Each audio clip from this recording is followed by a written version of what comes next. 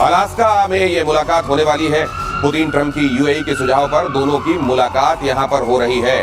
लेकिन पुतिन का जिस तरीके का रवैया रहता है, क्या ट्रंप का ये खुद को किसी पे थोपने वाला, इंपोज करने वाला जो उनका तरीका चल रहा है, पुतिन तो ऐसा मानते नहीं है। पुतिन को ऐसा करना और चिढ़ा देता है। यहाँ पे जाने के बाद ट्रंप का कोई रवैया, नजरिया बदलेगा? ये ट्रंप जैसे अभी तक चलते आ रहे हैं वैसे ही चलेंगे और इसीलिए आउटकम भी वही होगा जो अभी तक हम देखते आए। पता चला वहां कोई ऐसी बात कह दी कि और यूक्रेन को मार पड़नी वहां शुरू हो गई। मुझे तो इसी बात का अंदेशा है सर। ठीक है, ऐसा है, अगर ये लोग अकेले में मिलते हैं तब तो मालूम मुझे लगता है कुछ सुलझेगा। लेकिन अगर ऑप्टिक्स के लिए मिलते हैं, उधर एक आदमी, इधर एक आदमी, इधर कैमरा, उधर माइक, माय गॉड, फिर तो होगा यू होल्ड नो कार्ड, वही वाला दृश्य सामने आएगा। ये बड़ा खतरनाक हो सकता है। आपने जो कहा, दो ऐसे लोग, एक प्रोफेशनली ईगोइस्टिक है, मतलब he is a professional, he speaks very little, Putin की आवाज आपने बहुत नहीं सुनी होगी, और एक है जो पीस प्राइस के चक्कर में है। अगर आपस में अकेले बैठ गए तो कह सकते हैं भाई अब रोक लो ये वाला, क्योंकि स्वैपिंग ऑफ टेरिटरी की बात हो रही है। ये ट्रम्प भी कह चुके हैं कि यूक्रेन इसीलिए डरा हुआ है कि ट्रम्प कुछ न कुछ टेरिटरी का इधर उधर होगा। अगर ये बात होगी और ये ट्रम्प को, पुतिन को सूट कर जाती है तो हो सकता है। तो कुछ संभावनाएं रखिए, लेकिन जो ऐसी पर्सनालिटीज मिल रही हैं विश्व पटेल की, जो कि आपस में अगर अच्छा चलिए आज थोड़ा अंदाजा लगाते हैं। कोई एक चीज अगर कहनी हो कि ये आउटकम होगा, जनरल सिन्हा आपके हिसाब से क्या आउटकम होने वाला है? देखिए, जो ट्रम्प का आया है, बयान आया है, ये बयान है, तो वो कह रहे हैं कि हम सुनने जा रहे हैं, हम बोलने नहीं जा रहे। एक बयान बहुत, ये ट्रम्प कह रहे हैं, ट्रम्प खुद का है। अब ये नहीं कर पाएंगे सर वो कर देखिए, पुतिन के सामने उनकी नहीं चलेगी, उनको ये आप लेके चलिए। पुतिन अलास्का क्यों जा रहे हैं वो भी पता है कि अलास्का में किसी ने, यूएई कह रहा है कि हमने करवा दिया, अलास्का क्यों चुना गया है वो भी है। और ट्रम्प के मुंह से भी ये निकला है कि हम रशिया जा रहे हैं, इसके भी माने हम रशिया जा रहे हैं, क्योंकि उनकी जमीन थी, उन्होंने बेची। तो दूसरी बड़ी बात देखिए, 2.5 लाख फौज आज वहां पर उन्होंने जमा कर दिया, 87,000 अक्रॉस सुमी, और करीब 2 लाख के आसपास बस में आज खड़े हैं वो मोलाइज होकर। तो आप ये कह रहे हैं कि वहाँ पूरी तैयारी है कि किस स्ट्रेंथ वाली पोजीशन। आपने जो बड़ी बात होगी कि नहीं, आपने जो बड़ी बात की कि ये जो न्यूक्लियर पावर्ड जो आपकी मिसाइल है, क्रूज मिसाइल का टेस्ट, जो आज की क्यों खबर आ गई, देखिए ये पूरे के पूरे, ये कुछ भी ऐसा नहीं होता, कैलेंडर में फिक्स होता है इस दिन मीटिंग होने वाली है, इस दिन ड्रिल होगी, इस दिन मिसाइल टेस्ट होगी, इस दिन तैनाती कर दो सर। वो तो लिख के दे चुका है कि करना क्या है, पॉइंट वाइज दे चुका है। जो कहते हैं ना स्टीव विटकॉफ, उनको दे चुका है, ये है हमारा। चलिए, तो आपने कहा कि अगर बोलने नहीं जा रहे, सुनने जा रहे हैं तो कुछ आउटकम हो सकता है और इसकी तैयारी कर ली है। सर आप बताइए क्या होने वाला है? आउटकम आपने बोला हाँ में या ना में? क्या है? शांति की तरफ आउटकम होगा नहीं होगा? साहब ये फ्रोजन कॉन्फ्लिक्ट है, प्लीज समझने की चेष्टा। फ्रोजन कॉन्फ्लिक्ट है, इसमें शांति नहीं होगी सर। फ्रोजन अभी चूंकि वॉर एक्टिव है, लाइंस फ्रीज नहीं हुई है, तो एक तरीके से मैं ये कहूंगा कि कुछ डी रेटिंग ऑफ कॉन्फ्लिक्ट होना आवश्यक है। डी रेटिंग ऑफ कॉन्फ्लिक्ट होना आवश्यक है। देखेंगे जो एग्रेशन हो सकता है। मैं अपना स्टिक आउट करता हूँ। It will be done on the terms of Russia and no one else. Russia अपने टर्म्स कहेगा। रशिया के टर्म्स में अगर होता है तो हो सकता है, वरना अगर ट्रम्प थोपना चाहेंगे तो हो नहीं पाएगा। ठीक है, आप दोनों की बातें आज मैंने सुनी है, आप देखेंगे उस दिन क्या होता है। मिली जुली बात तो सब होगी ना, कॉम्प्लेक्सिटी है बात में, लेकिन मिली जुली बात यह है कि इस इवेंट के बाद वो थोपेंगे, ये थोपेंगे, ये करेंगे। इस इवेंट के बाद क्या डिग्रेड होंगे ऑफेंसेस या अपग्रेड? तो नहीं होंगे आप कह रहे हैं? मैं कह रहा हूँ थोड़े डिग्रेड होंगे। अच्छा चलिए, भारत रूस से जुड़ी बहुत बड़ी खबर देखिए। 21 अगस्त को भारत और रूस के बीच वार्ता असंभव है। सर्गेई लैवरोव से विदेश मंत्री जयशंकर की मुलाकात 7 अगस्त को पुतिन से मिले थे एनएसए डोभाल।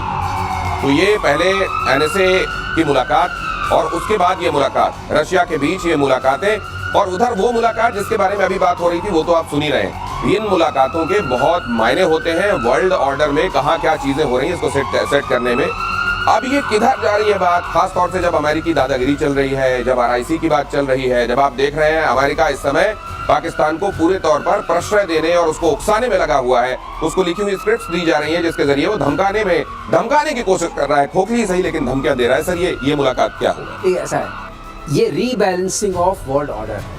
जो पावर स्ट्रक्चर है वर्ल्ड का, वो शिफ्ट हो रहा है। इसे टेक्टोनिक शिफ्ट अपने इस जमाने के लिए बहुत टेक्टोनिक शिफ्ट है। तो हर तरफ आप देख रहे हैं हलचल है, और ये शिफ्ट जो है थोड़ा थोड़ा स्टेबलाइज। हमारा सबसे बड़ा सवाल है, जो सारे दर्शक जानने की कोशिश कर रहे होंगे, कि ये क्या चीजें कुछ स्थिर होंगी या हलचल और बढ़ेगी। यही दो उसके पॉइंट हो सकते हैं। तो इन सारी मुलाकातों से जो रीबैलेंसिंग होगी, वो मेरे ख्याल से स्टेबिलिटी की तरफ ले जाएगी। We should pray for that, and that is good for the world. तो ये स्टेबिलिटी के लिए भी ये मुलाकातें, उसका ये भी आउटकम हो सकता है कि अभी जिस तरह की हलचल आप दुनिया भर में देख रहे हैं, हो सकता है कि इन मुलाकातों से चीजें कदरन शांत हो। आपको भी ये लग रहा है सर? मुझे तो नहीं लगता। देखिए सर, अभी ये हमें यदि कह दें बैटल, यदि हम बैटल को पढ़ते हैं स्ट्रेटेजिकली, ट्रांस अटलांटिक से ये वेस्ट एशिया में आया है, वेस्ट एशिया से इंडो पैसिफिक में शिफ्ट होना है। और यदि हमें कहें, और आर्टिक में ये हो चुका है, आर्टिक में ये कोई के नहीं है अलास्का में मिलना, ये शांत नहीं होगा 2027-28 के पहले। ये आप लेके चलिए, क्योंकि world is at war, and world is at war. आप देखें थोड़े दिन पहले आपने यहाँ पर भी हो गया था नीचे, कंबोडिया और थाईलैंड के बीच में, इंडिया और पाकिस्तान के बीच में 4 दिन।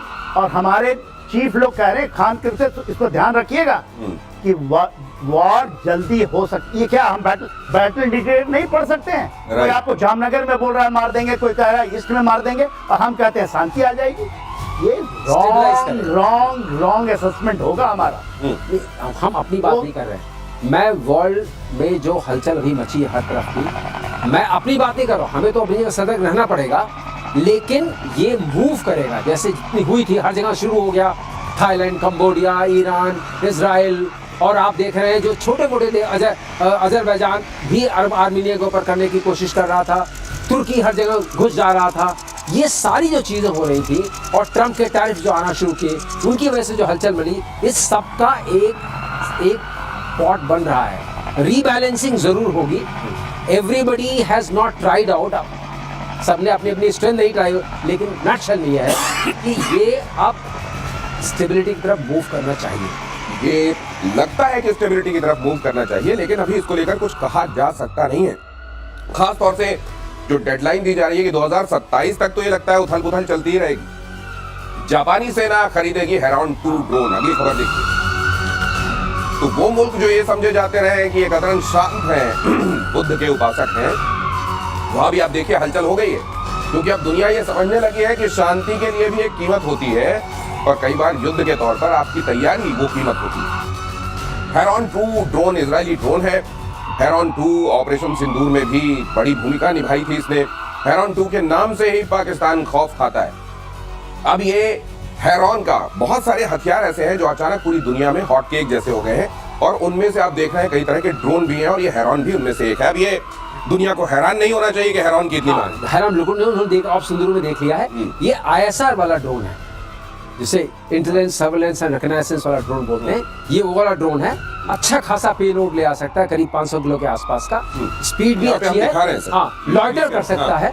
It can loiter for 46 hours, और ये सबसे बड़ी बात है, 40 घंटे तक ये उड़ सकता है, लॉइटर कर सकता है। ओ, इतना सा देखने में कहाँ इतना ईंधन होता है। एक तरीके से स्टेल्थ भी है, इसका सिग्नेचर बहुत कम है, इसका इंजन भी क्वाइटर है।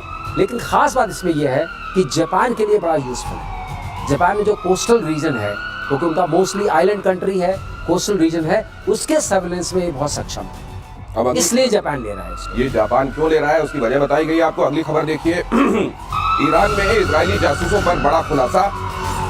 ईरान इजराइल युद्ध से जुड़ी ये बड़ी खबर। युद्ध के दौरान 21,000 लोग गिरफ्तार किए गए। ईरान की जासूसी के आरोप में गिरफ्तारी हुई थी। 1,000 से ज्यादा जांच चौकियां बनाई गई।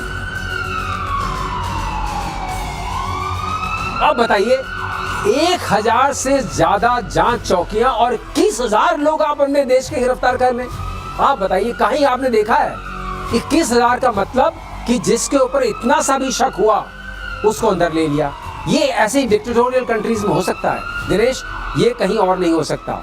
21,000 का मतलब कि कोई ड्यू डिलिजेंस नहीं हुई है, किसी तरह की उसे कहते हैं ना, आपने उसके ऊपर आरोप प्रत्यारोप लगाने की कोई विधि ये कुल मिला के ये है कि अपना दामन झलक लो और जो भले आया अपने गरीबों को पकड़ लो, कहीं फुटपाथ के किनारे कोई सो रहा है। जो हम लोग पहले कहते थे ना कि उन्होंने मांगा कि 5,000 दिखाओ। हाँ, और ये मोसाद का है बोल दिया। हाँ बिल्कुल। अगली खबर देखिए, यमन के हूती विद्रोहियों का इजराइल पर हमला।